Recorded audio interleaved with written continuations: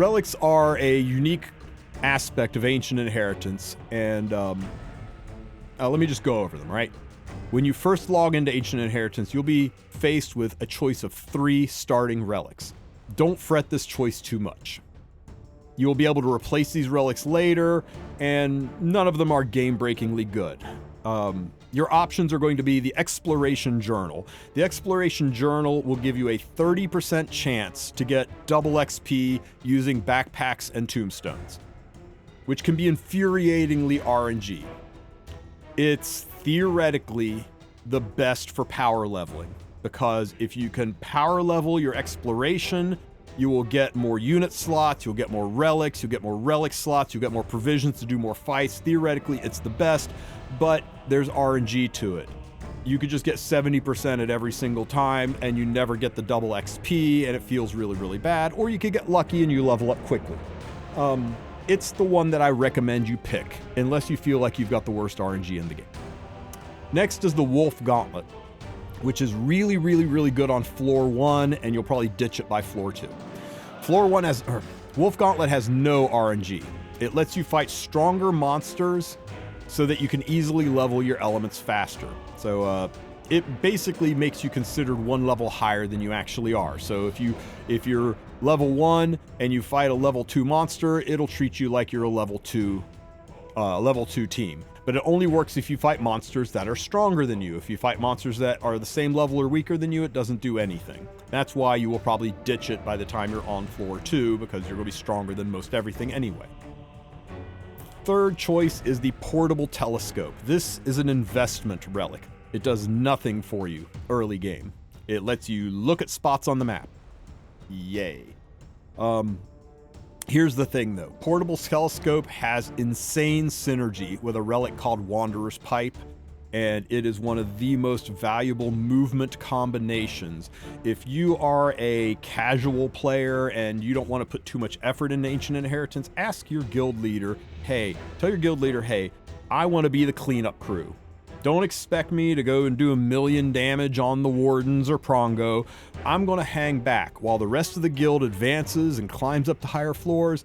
I'll be back here teleporting around, getting all the guild chests, killing some mini bosses, getting all the loot, and doing all the wet work while the guild is progressing higher floors. I'll be the cleanup crew. Portable Telescope plus Wanderer's Pipe and some movement artifacts are great for that, and you can even pick up a relic that lets you donate provisions as well. So that's always an option for you. I don't recommend Portable Telescope for new players. It really is for somebody who understands the interaction between it and Wanderer's Pipe, is ready to do a special niche role and really milk that synergy for all it's worth. So newer players, stick with Wulf Gauntlet or Exploration Journal. Veterans who know what they're doing, Portable Telescope, just make sure you've got a reason to do it. Now, as you level up, you'll automatically get new random relics at levels 3, 5, 7, and 9. So you will get a new relic socket and a new relic to put into it. And it's all random out of the same pool. And if you get relics that you don't want, you can always go to relic shrines and swap them out for different relics. Again, random pool, but hopefully you find the relic you're looking for. Now, everybody loves tier lists, and people have asked me about this for every season, so let's go over a tier list for relics. So first, we're going to talk about Wanderer's Pipe. Wanderer's Pipe lets you teleport once per day to anywhere in the lit up area that you can see. You can teleport and jump over gaps, you can jump over monsters, you can go past barricades. It's really good for the cleanup crew guy that wants to go and get at guild chests, or for when you're just trying to get somewhere and you need you don't want to do a fight, you're just trying to move past something so you can save your provisions to go to another fight. Wanderer's Pipe's great for that, but it's a very limited range of teleport.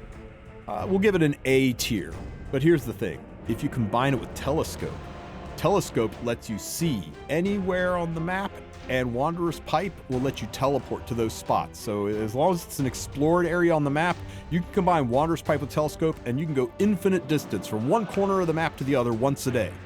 And that's what makes that so huge for being able to, jump all over the place and get your guild chests. So it is S tier for movement when it is combined with Wanderer's Pipe. It's only like an A tier on its own for letting you, like, you know, leapfrog over monsters that maybe you don't have the element to fight, but they're blocking the path. Next is Eerie Dish. We're going to slap Eerie Dish in the C tier. It looks good on paper. It says it gives you 5 provisions when you kill a monster, but it's when you kill it. The last heart goes away. That means all the hearts have to go, and when you kill that last heart, you get 5 provisions back.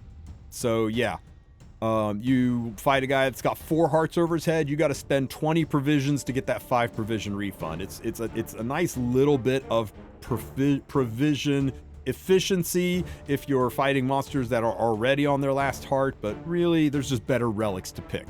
Okay, next we have Food Supply. Food Supply is for the casual member who wants to help but doesn't want to put in that much effort, right?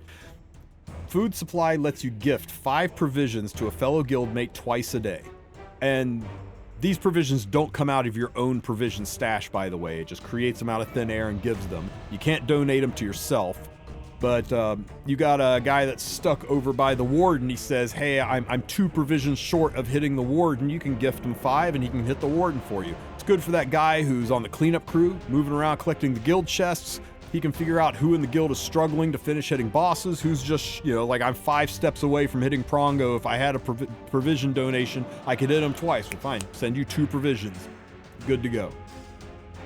So we'll put it in the B tier because it's more of a parasocial add-me helping kind of a relic. It doesn't do your account any good, but it's nice for the guild.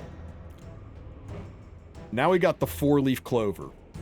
This one's a little all over the map, right? Because it's a 50-50 chance to proc.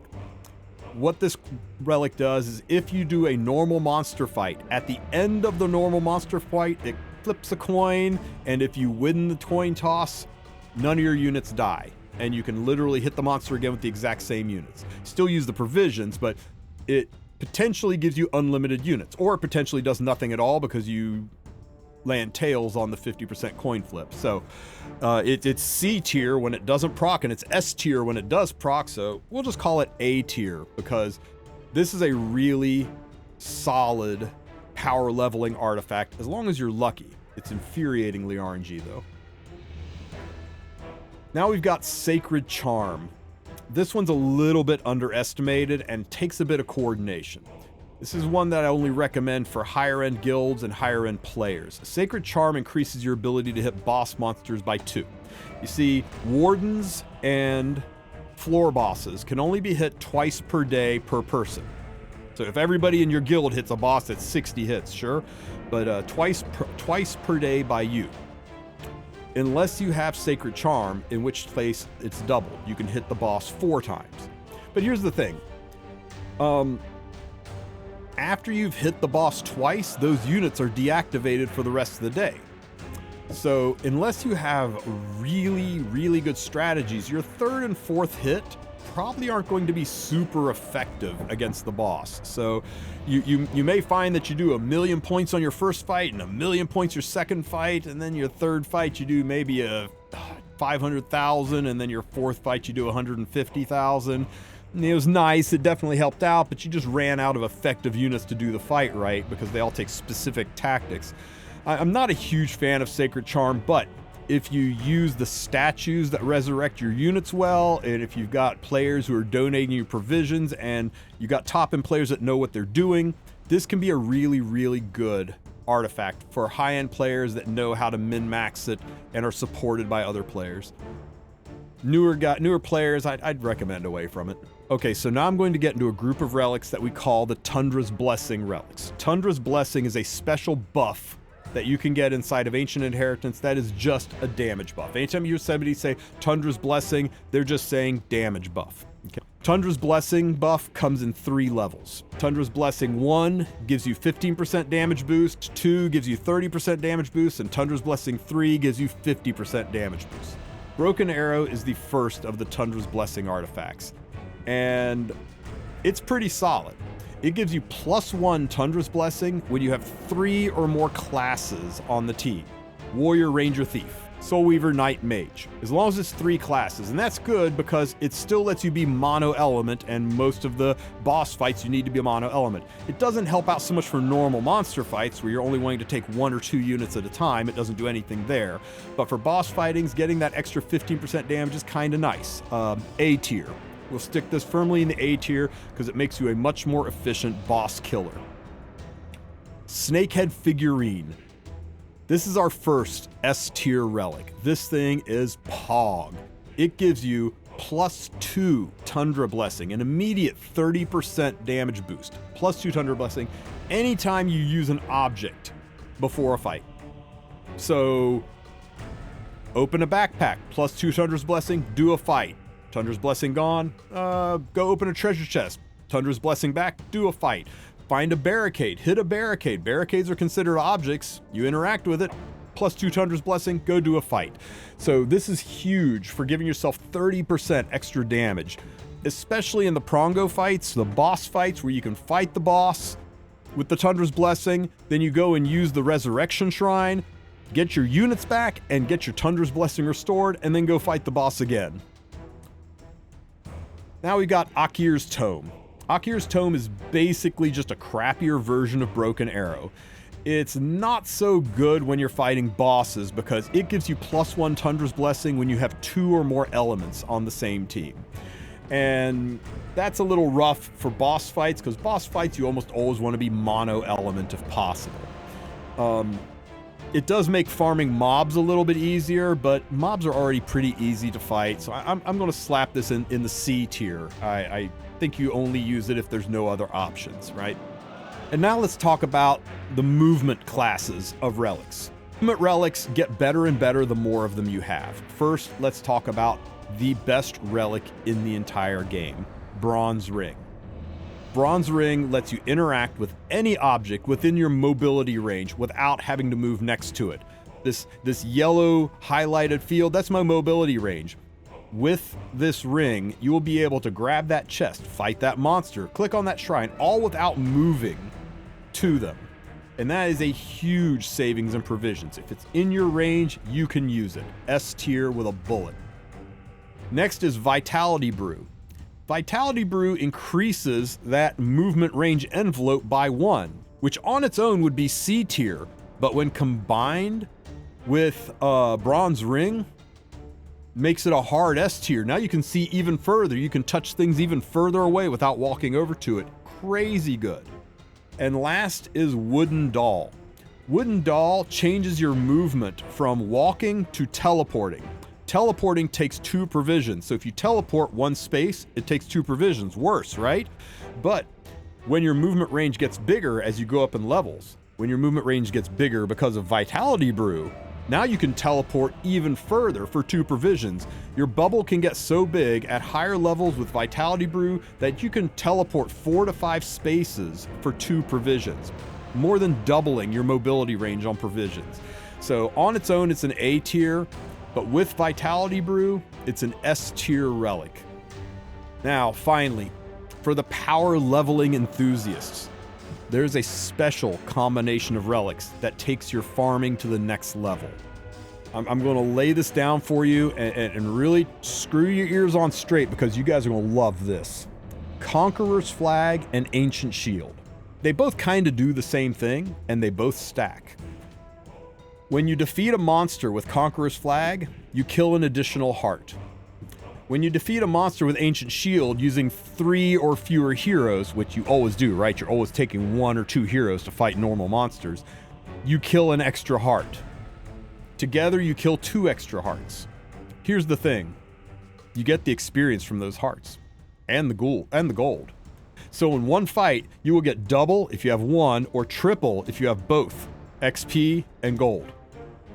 And currency. And here's the best part. Let's say the monster only has 1 heart left, and you kill that 1 heart while you still have the relic. You will still get double XP or triple XP if you have both relics for the fight.